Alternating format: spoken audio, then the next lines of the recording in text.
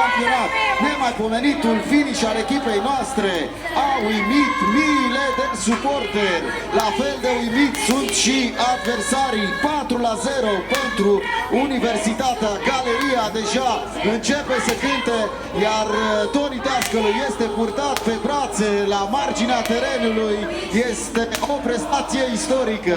Universitatea își câștigă dreptul de a exista în acest oraș după ce a fost prigonit la Sibiu, unde a trebuit să joace campionatul României.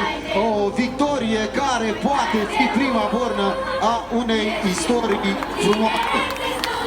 În galerie se aud în continuare cântecele celor de la Universitatea. Publicul deja a invadat terenul. Este o bucurie de nedescris după acest succes extraordinar al Universității.